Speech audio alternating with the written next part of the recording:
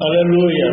Nós vamos ler então no livro de Neemias. Livro de Neemias. Está perto de Jó, viu? Está entre Esther e Jó, né? O livro de Neemias está entre Esther, capítulo 2. Livro de Neemias, capítulo 2. Para a nossa meditação. Se você abrir em Jó, está entre Esther e Jó. Aleluia. Está próximo entre Esther e Jó. Glória a Deus. Glória a Deus. Esdras, Neemias. Pois é, então. Está Esdras, Neemias aí, ó. Está vendo? Né?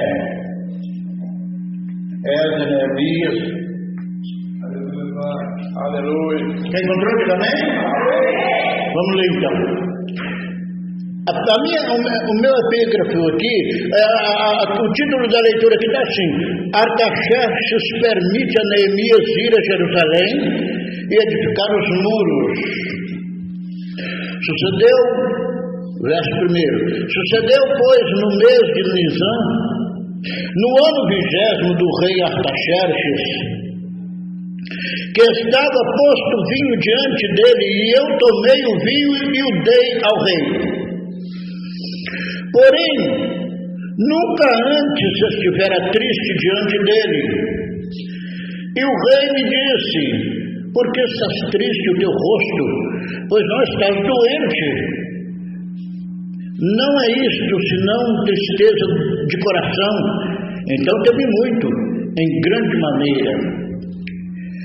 E disse ao rei: viva o rei para sempre.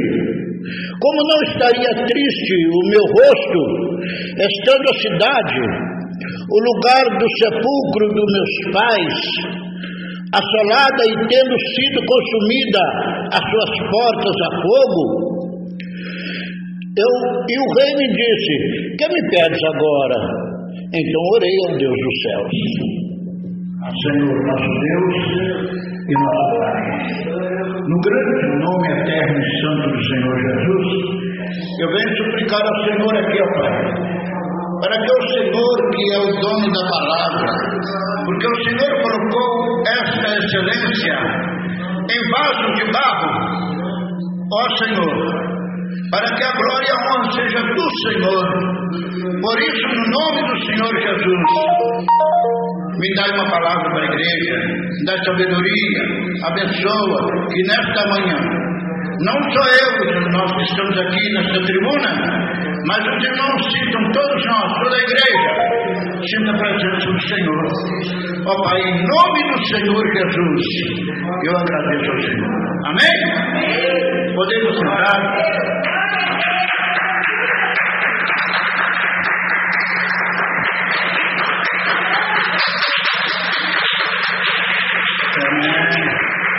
Muita ajuda a Deus, porque todos nós erramos, né?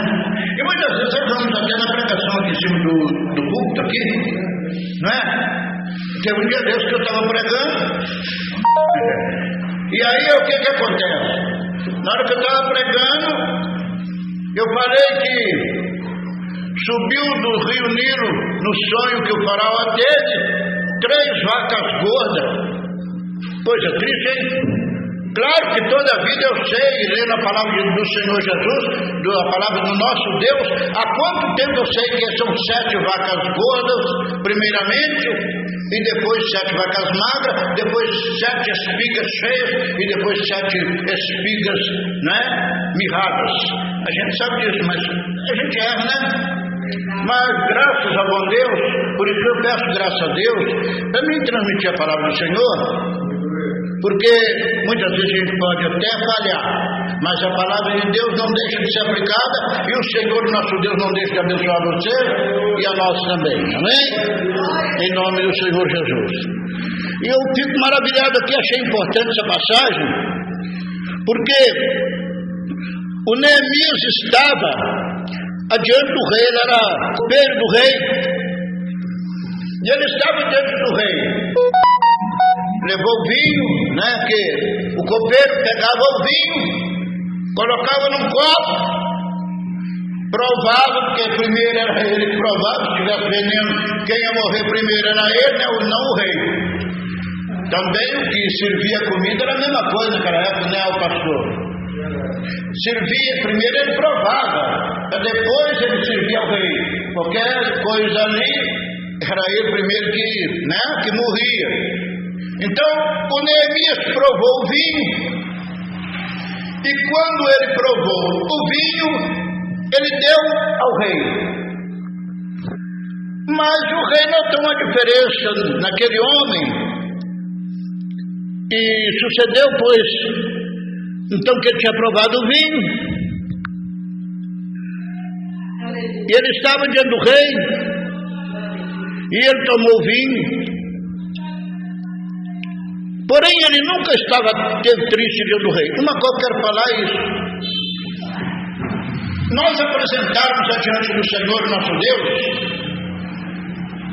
eu já tenho a cara assim mesmo, porque a minha já é assim, mas eu de vez em quando ainda, né, mudo o rosto. Mas se apresentar adiante do nosso Rei, soberano Senhor Jesus, né, com aquela cara de angústia, tristeza e abatimento, tem vezes que a gente, na verdade, como Neemias aqui também, né, como veio aqui na leitura, a gente está abatido por alguma coisa, passa por lutas, provas, e a gente não está muito para, muitas vezes, a pessoa não está para totalmente rir, não. Mas os irmãos não têm culpa de nada, então tem vezes que se eu tiver, da maneira que tiver, o tempo não passar a minha situação para a igreja. Nós somos obreiros, obreira, quem é obreiro mesmo, e obreira mesmo, não faz tudo para não passar aquela imagem decaída, aquela imagem fracassada, aquele obreiro que só anda com o rosto angustiado, abatido, cara fechada, trunfada, como se fosse mal com o mundo. Eu me lembro do pastor Anselmo Silvestre, da Assembleia de Deus, ele tinha a cara dele era fechada, mas era o sistema, era o jeito dele, a cara fechada, mas ele era um homem muito abençoado. Quando ele tomava o culto lá, a gente via o jeito que ele falava, né, com as pessoas, uma maneira muito importante que ele falava, e ele trazia uma palavra que edificava todos nós lá que estávamos no Templo Central na época. Mas então, o servo de Deus chegar diante do Rei Jesus, do Rei Senhor Jesus, com a cara trunfada para poder servir a ele com aquela cara ruim, mal vontade, tipo assim, eu estou aqui porque, né, tenho que estar aqui, do contrário, se eu pudesse não estar, nada disso. Não, misericórdia, né? Nós estamos aqui na congregação porque nós sentimos prazer e alegria de estarmos aqui, porque o Senhor Jesus Cristo nos salvou, nos libertou do mundo do pecado, e pela misericórdia dele ele nos deu esse privilégio de estarmos aqui. E antigamente, naquela época, o servo não podia apresentar-se ao rei com o semblante caído, com o rosto triste, com aquela cara de abatido, né, e tal, não. Ele, quando ia apresentar diante do rei, para servir ao rei, ele tinha que apresentar o rei com o rosto alegre, feliz, satisfeito. Mas dessa época aqui, o Neemias, ele estava com o rosto abatido, entristecido, né, e o rei notava por muito que ele não queria deixar transparecer. Mas o rei notou que ele não estava bem, que alguma coisa tinha acontecido com ele. E o rei me disse: por que estás triste o teu rosto? Pois não estás doente. Não é isso, senão tristeza do coração. E eu temi muito, em grande maneira. Por que ele temeu? Porque se o servo aparecesse diante do rei, com o rosto triste, semblante caído, abatido, como se de mal vontade, como se servindo de mal vontade, como se não servindo com aquela liberalidade, feliz de estar ali, ele poderia sofrer alguma pena, alguma punição, certamente, né? Então, ele ficou meio preocupado com isso. e disse ao rei: vive, ó rei, para sempre. Como eu não estaria triste o meu rosto, estando a cidade, o lugar do sepulcro de meus pais, assolada e tendo sido consumida as suas portas a fogo? Aí o rei compreendeu a situação de Neemias e perguntou para ele alcançou graça, hein? Olha aqui, ele alcançou graça diante do rei, que o rei perguntou para ele, e disse ao rei, o rei usou de misericórdia para com ele, e o rei me disse: que me pedes agora? Então orei ao Deus dos céus. Ele não foi pedir primeiro não, meus irmãos.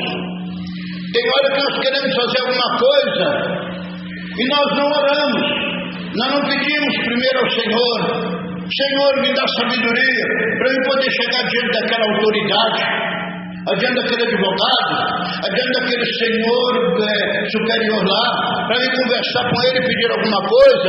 Mas tem vezes que a gente vai da gente mesmo, então a gente muitas vezes pode não falar tudo que tem que falar na hora que convém, na hora certa, e falar de acordo com, para beneficiar a gente. Então, não, ele orou primeiro ao Deus dos céus.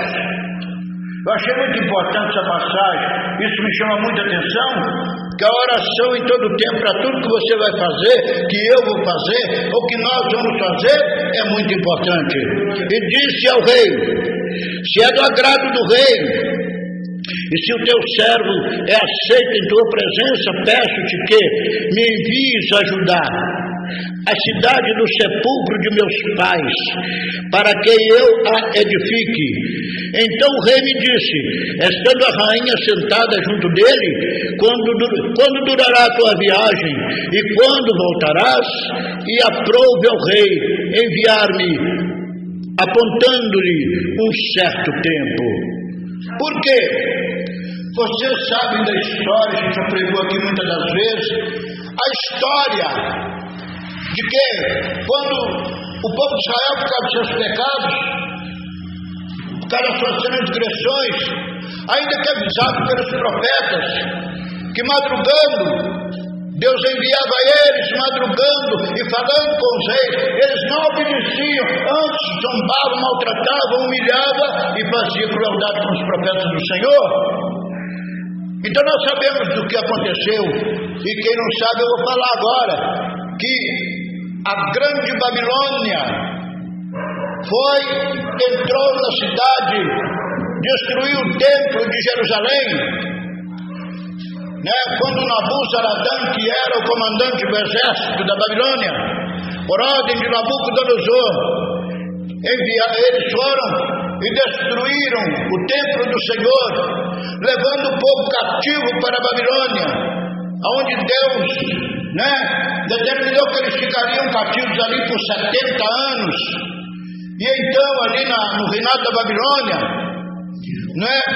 eles foram levados os utensílios da casa do Senhor também, e colocados na casa do Deus dos babilônicos, E então tudo isso aconteceu para cumprir a palavra dos profetas, Jeremias, como os outros mais, que profetizaram o que ia acontecer, que profetizaram o que iria acontecer. E então aconteceu, coisa que Abacuque viu numa visão e ficou totalmente atônito, pasmado. Quem lê o livro de Abacuque vê como ficou o profeta quando ouviu e ficou vendo Deus mostrando para ele o que iria acontecer. E então Deus cumpriu a sua palavra.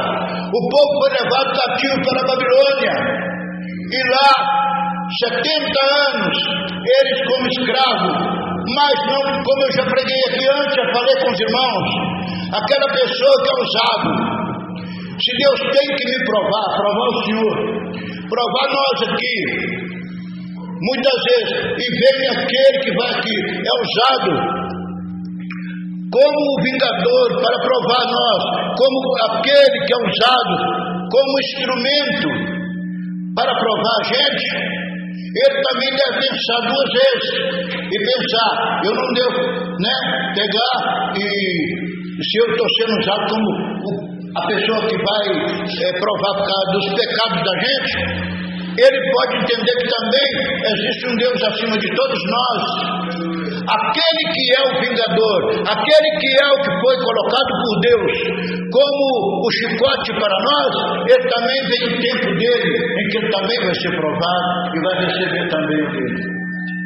Por quê? Vamos analisar e ver que é verdade. O rei Nabucodonosor levou Israel cativo para a Babilônia, mas Deus prometeu que depois vingaria aquele que fosse o vingador de Israel. Por causa dos pecados de Israel, Deus permitiu isso. Mas o que aconteceu? O reinado Medo-Pérsia, que era o reinado da Média e da Pérsia, os dois reis, o rei Dario, ali eles invadiram a Babilônia. Foi naquele dia que o Belsazar, foi no dia que o Belsazar pegou os utensílios da casa do Senhor e levou para uma festa que ele deu, bebendo ali vinho nos utensílios da casa do Senhor. Ele, suas mulheres e suas concubinas. E foi quando então ali uma mão apareceu escrevendo na estrucada parede do Palácio Real: Mene, Mene, Pérez, Tekel, Parsim. Foi decretada a morte do rei Belsazar. E naquela noite o Senhor entregava a Babilônia, que escravizou Israel, entregava ela também na mão dos médios e dos persas, para cumprir a palavra do Senhor. Então, olha o que acontece. Mas com isso, Daniel muitas das vezes orava e pedia ao Senhor, porque via ele que no decorrer dos tempos que o Senhor falou, já enterava o tempo em que Deus haveria de fazer com que o seu povo voltasse para Jerusalém novamente. E ele orava, porque todo servo de Deus que acompanha dentro dessa escritura o que está escrito sabe que vai acontecer algo. Não sabe quando, o dia nem a hora, porque quem sabe o dia e a hora de tudo é o Senhor, mas ele continua orando, Ele vai orando para que Deus venha a fazer aquela obra, porque, ó Senhor, não é esse o tempo, Senhor, que o Senhor determinou. Então, Senhor, está na hora, eu não sei o que é a hora não, mas eu vou continuar orando, porque muito breve o Senhor vai nos tirar daqui. É ou não é? Então vai orando. E assim o Daniel orava, e no tempo certo Deus então fez a obra. Agora o Neemias, que servia lá no palácio do rei, recebe de Deus esta incumbência através do poder de Deus. Eu fico observando, é o seguinte, que muitas das vezes a pessoa pensa assim: Deus é o Deus de Israel, é o Deus que tirou Israel da terra do Egito, com todo o poder como ele fez, como nós conhecemos a história, passou o povo pelo Mar Vermelho, Rio Jordão pela mão de Josué e tudo mais, e Deus fez aquela grande obra na vida dos israelitas. Então fez grande obra tirando eles da terra do Egito. Mas Deus não é o Deus só de Israel, não. Deus é o Deus de toda a nação. Aonde ele quiser, ele põe a mão. Não adianta o camarada falar: eu adoro ao outro Deus lá, ou quem quer que seja que ele adore.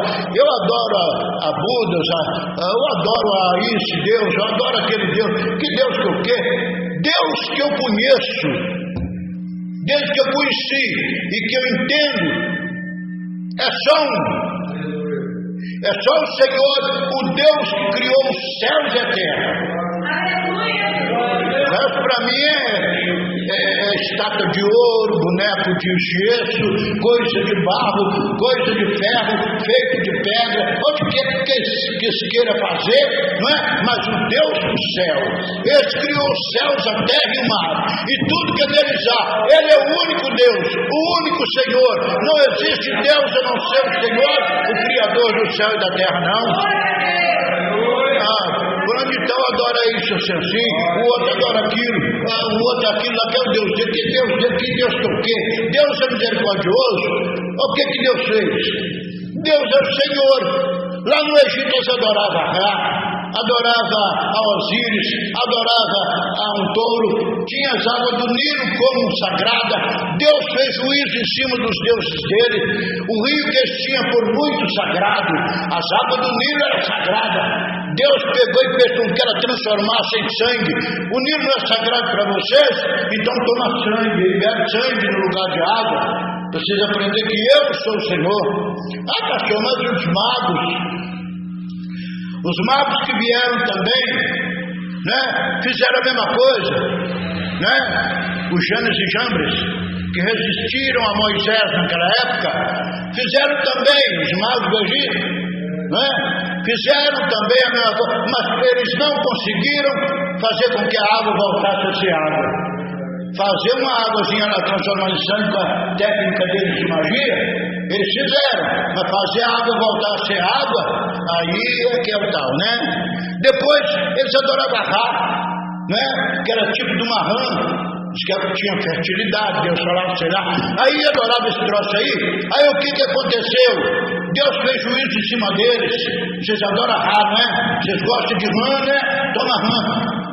Rã subiu dentro do palácio do faraó, no leito dele, no meio das panelas da comida, em cima das massas das amassadeiras, subiu para todo lado, Rã na terra do Egito. E assim Deus foi fazendo juízo em cima dos deuses deles, como o touro que eles adoravam morreu, e outros deuses mais. Deus fez juízo em cima do Egito para provar que ele quis dizer com isso: eu sou o Senhor, eu sou Deus, disse o Senhor. Ele é Deus, não tem outro Deus acima dele, não. Deus é o Senhor, né? Então ele faz juízo em cima dos deuses supostos, né? Supostos deuses nessa terra, porque Deus é só o Senhor, não é? Então glória a Deus. E assim ele põe a mão dele onde ele quiser ele age, como ele agiu. E aí o povo de Israel, somos nós que somos o povo do Senhor. Não, Deus ama todas as nações, senão elas não estavam comendo, senão elas não estavam bebendo, senão não vem dizer que os deuses, supostos deuses, né, que eles creem, iria livrar eles da mão do Senhor, se o Senhor fechar o céu e falar, a nação tal, só porque não me adora, eu vou impedir que chova lá, eu vou impedir que dê sol lá, eu vou fazer isso e isso com essa nação. Porque Deus é misericordioso, todo mundo, Deus tem dado o pão de cada dia, em todas as nações, tem dado sol, tem dado a chuva, a lavoura deles também floresce e cresce, porque vem um dia em que Deus há de julgar, pela boca do Senhor Jesus. Louvado seja Deus, por a boca de um que morreu na cruz e deu a sua vida por nós. E o Deus dos céus, disse ele mesmo, o Senhor Jesus, foi-me dado todo o poder nos céus e na terra. Então não tem nação que Deus, se ele quiser, ele põe a mão dele e age. E não é só sobre o povo de Israel. Deus tirou da terra do Egito, passou pelo Mar Vermelho, passou pelo Jordão, mas está escrito: vocês são meu povo, que eu escolhi para ser a minha nação, que eu escolhi para ser o meu povo. Mas não pensa que eu não tenho poder sobre as outras, não, porque do mesmo jeito que eu tirei vocês da terra do Egito, eu também tirei os filisteus lá de Caftor. Riba da Caxê, Balabassu, Bio de Jeito de Copai, Riba Labassu. Aleluia! Ele é Deus dos céus, né? Do mesmo jeito que tirou Israel da terra do Egito, ainda que os filisteus foram inimigos do povo de Israel, mas do mesmo jeito ele tirou os filisteus de Caftor. Deus é poderoso, é um todo-poderoso, né? E aí a gente pensa, mas Deus vai usar somente a terra de Israel. Não, Deus usou a Ciro, não é? Você pode ler lá na palavra do Senhor, onde está escrito, né? Louvado seja Deus, sobre o rei Ciro. Quando o Senhor fala sobre ele, fala dele, né? Louvado seja Deus. Bendito seja o nome santo e glorioso do Senhor. E Deus fala que escolheu a Ciro, não é? Escolheu a Ciro para ser, não é, o seu servo. Ele falou, o meu servo, o rei que ele escolheu, o Ciro, louvado seja o nome do Senhor. Então o Senhor escolheu, e ele escolhe, irmãos, a quem ele quiser, entende? Então ele é o Todo-Poderoso, ele escolhe, trabalha e faz a obra na vida de quem ele quiser. Eu consegui encontrar aqui, deixa eu mostrar para os irmãos, depois os irmãos quiserem ler em casa, para os irmãos ler, os irmãos podem ler 2 Crônicas 36 e 22, 2 Crônicas 36 e 22, onde está escrito aqui, ó, porém, no primeiro ano de Ciro, rei da Pérsia, no primeiro ano de Ciro, rei da Pérsia, para que se cumprisse a palavra do Senhor pela boca de Jeremias, despertou o Senhor o espírito de Ciro, rei da Pérsia, o que fez passar pregão por todo o seu reino, como também por escrito, dizendo, verso 2 do capítulo 36, verso 22, aqui tem um verso 2 aqui, 36 e 23 agora, verso 36 e 23, né? Assim diz Ciro, olha só se não é Deus que usa o nome dele, homem que era gentio, hein? Não era da comunidade do povo de Israel, não. Assim diz Ciro, rei da Pérsia, o Senhor Deus dos céus me deu todos os reinos da terra e me encarregou de lhes edificar uma casa em Jerusalém, que está em Judá, que há entre eles, de todo o seu povo, o Senhor seu Deus seja contigo, e suba. Mandou subir. Mandou quem subir? Mandou Neemias. Não estou falando de Neemias. Mandou Neemias subir. Todo o seu povo que está contigo no caso, suba, vai edificar os muros de Jerusalém. Deus usou o rei Ciro. Ele falou de todos os povos. Deus me entregou o reino do mundo, da terra, os reinos do mundo na minha mão. Porque naquela época, quando Babilônia dominava uma grande parte do mundo daquela época, quando os medo-persas tomaram a Babilônia, eles ficaram sendo dominadores de todo o reino daquela época também. Então foi onde o Ciro falou, o Deus do céu. Como ele reconheceu que era o Deus do céu? Ele não creu no Deus dos babilônios, ele não creu no Deus dos medos-persas. Não, ele não creu no Deus dos medos-persas, Deus lá não. Ele falou que o Deus do céu entregou na mão dele todos os povos, reinos, e tribos e nações daquela época.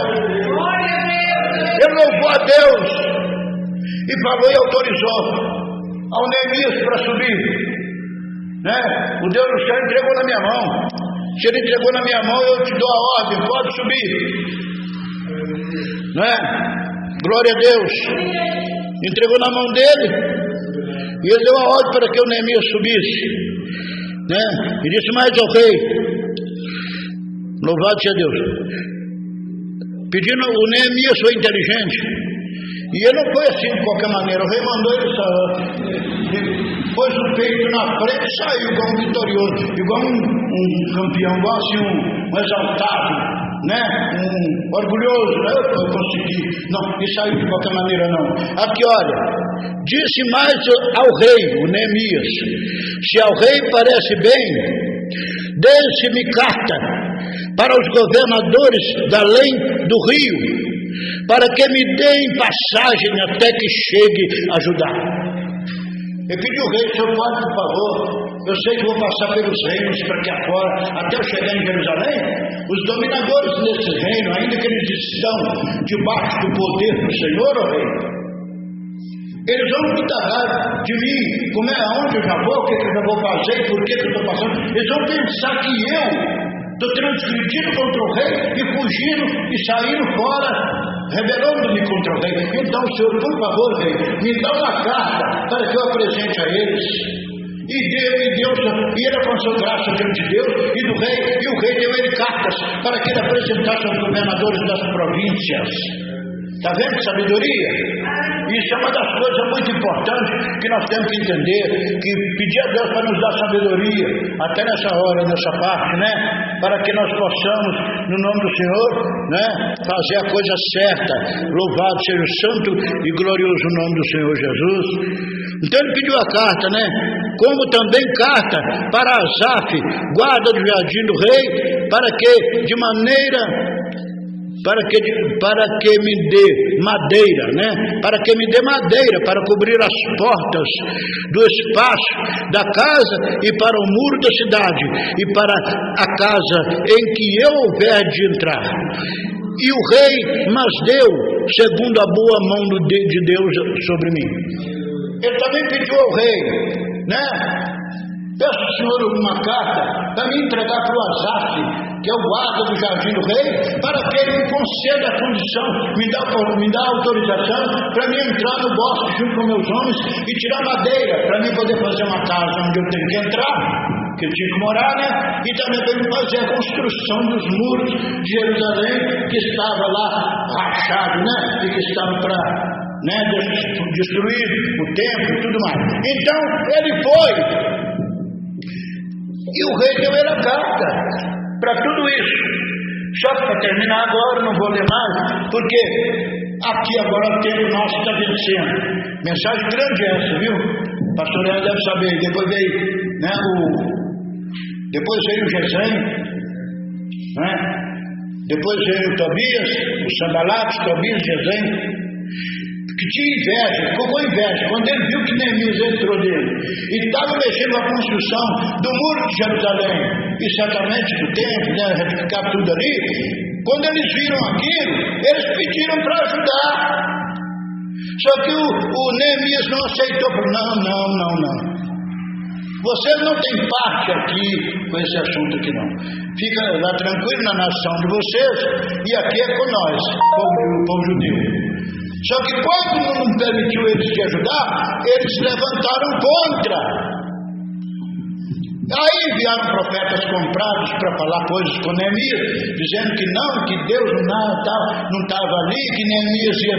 Depois, quando eles viram que não adiantava isso não, fazer essas coisas, eles ameaçaram mandar mensageiros lá no rei Ciro, o Artaxerxes, que permitiu para o Neemias ir, eles mandaram mensageiro lá para dizer assim: tem um tal de Neemias lá que entrou em Jerusalém, está construindo um muro e acho que ele está querendo ser rei lá e desobedecer o Senhor e tomar a província lá. Mas o rei não acreditou, por quê? Porque o rei é que tinha dado carta para ele, né, e fazer a obra. Eles tentaram de toda maneira.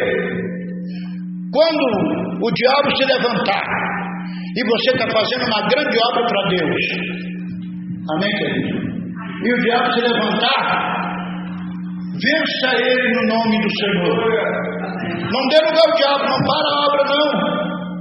Não para a obra e não dê ouvido a falso profeta. Não, você não vai dar conta não. Aquilo ali você não é capaz de fazer não. Se Deus colocou, porque Ele sabe que você é capaz. Quem sou eu para dizer que você não é capaz, que você não vai dar conta? É Deus que pôs, é Deus que colocou. Não dá ouvido ao diabo não. Você vai dar conta sim, porque é o Senhor que é o dono do céu e da terra, é Ele que te colocou ali, é Ele que te deu autorização, então faz a obra do Senhor em nome do Senhor Jesus, não é?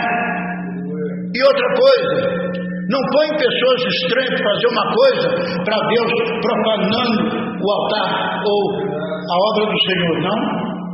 Uma época que eu vi aqui, uma pessoa, eu não vou falar nome, né? Então eu vou falar. Fica para lá, some para lá, desaparece. Nem aqui na congregação não vem, né? Chegou aqui um dia, né? Pessoa daí mesmo, pessoa que já foi do ministério abençoado aqui, numa certa época, foi até abençoado aqui, né? Aí, mas não vem na congregação não, sabe falar mal. Aí chegou aqui, colocaram a abençoada aqui na frente, colocaram ela aqui na frente aqui, para poder para poder cantar um hino. Em vez da mulher cantar um hino, Eu não podia nem ganhar a oportunidade. O modo de eu dirigir a igreja, o modo de eu fazer a obra de Deus é muito diferente do modo que muitos estão fazendo para aí afora. Ela não tinha que nem ganhar a oportunidade aqui, não. Ela tinha que primeiro unir com a congregação, passar a frequentar os cultos diariamente, assiduamente. Depois que ela unisse a igreja e saber que ela vinha aqui na frente, falar, irmãos, nós falar, ou a quem estava na frente, ou irmãos, a fulana de tal está unindo aqui na obra, e ela quer os irmãos, que ela teve afastada há muito tempo, os irmãos aceitam em nome do Senhor Jesus, que ela já conversou com nós, então os irmãos, em nome do Senhor Jesus, vamos aceitar a nossa irmã aqui, que está vindo para a obra aqui de novo, vamos aceitar em nome do Senhor Jesus, vamos, amém, minha igreja, amém, vamos orar por ela, e orar por ela, pronto, está aceita, daqui a pouco a pessoa entra em comunhão, e passa a frequentar, para poder pegar e ter essa autoridade. Não, ela veio de lá, do nada, lá, e chega aqui, e começou a dar doutrina aqui na frente da igreja. Eu falei, pelo amor de Deus, Senhor, me ajuda eu, né? Me ajuda em nome do Senhor Jesus, que eu não sei que mundo que eu estou nele mais não. Não, aí depois falo, pastor Guiné, ali em Guarulhos, né? Falo só o que é certo, né? Eu falo as coisas dentro dos conformes, porque dentro da Bíblia aqui, ó, se quiser nós conversar dentro da palavra, que nós vamos conversar. Porque tem muito exemplo aí que a Bíblia mostra que não pode. Como é que ele se ia colocar Gesem, né? O Tobias e o Sanbalate no meio de uma obra ali que eles eram autorizados a fazer, porque eles estavam autorizados por Deus. E não podia colocar outro não. Agora pensar também, eu desfazer de uma pessoa, julgar uma pessoa, ficar julgando os outros aí, né? Como nós muitas das vezes só sabemos julgar e ficar difamando ou julgando os outros. Não. Está sentado lá no banco, veio visitar, está aqui, está louvando o Senhor, quer louvar? Desde uma vez que aqui em cima ou aqui na frente é para vocês que estão em santa comunhão com Deus, né? Ou para pessoas que estão esforçadas, porque eu não estou falando para ninguém aqui dentro do templo hoje que está aqui não, né? Eu não estou falando para ninguém aqui não. Eu estou querendo dizer que a obra de Deus teria que ter uma ordem maior, teria que ter ordem, teria que ter ordem na obra do Senhor, né? Não é você que está aqui dentro louvando o Senhor com interesse de consertar. Se não consertou mais é porque ainda não teve uma oportunidade maior, mas você tem isso no coração. Falando isso para você não, eu estou falando que a obra de Deus tem que ter uma ordem. Agora veio a fulano de tal, que não é membro de igreja nenhuma, não sei se é, né, e tal, nem comunhão não está, talvez nem Santa Ceia está, chega aqui, vem aqui na frente e que é isso? Aqui é de Deus, aqui é a coisa do Senhor, não é do homem não. Tudo tem o seu negócio, tem muitas das vezes, igual, se eu vou comprar, o senhor tem um comércio, aí eu vou lá comprar na mão do irmão João, fiado, aí ele vai falar comigo, que dia que você vai me pagar? Eu falo para ele, irmão João, tal dia eu pago o senhor. Ele falou, então se você me paga tal dia eu vou te vender. Porque nós somos muito amigos. Amizade é uma coisa, o negócio é a parte. Assim que vai falar comigo. No dia que você me pagar, você vem me pagar, porque eu também tenho os credores para pagar. Não é que vai falar? A obra de Deus também é assim. O fulano, a fulana pode ser muito meu amigo ou minha amiga. Mas aqui ele não é meu peixinho para me colocar ele aqui em cima ou aqui na frente para fazer a obra de Deus se ele não está de acordo com a palavra de Deus, não. Entendeu? Porque amizade é uma coisa, e negócio de Deus é negócio de Deus. E nós não podemos profanar a casa de Deus, não, as coisas de Deus. Né? Então é isso. Agora falar, Deus, nós não podemos julgar por quê? Porque Deus salva a prostituta, Deus salva o ladrão, Deus salva quem Ele quer, a mulher, o homem, onde ele estiver. Deus tem poder para libertar e salvar, não é? Uma vez que ele vem para a congregação, senta ali, dá ouvindo a palavra de Deus, conversa ao Senhor, ou volta para o Senhor Jesus, levantando a mão, tem o tempo dele entre em comunhão, depois ele pode se tornar um pregador usado na mão de Deus aqui. Não, meu Senhor. Pode ou não pode, o diácono? Pastor? Pode, pastor? Então, Deus usa. Porque Deus, irmão, Ele põe a mão dele e faz a obra onde Ele quiser.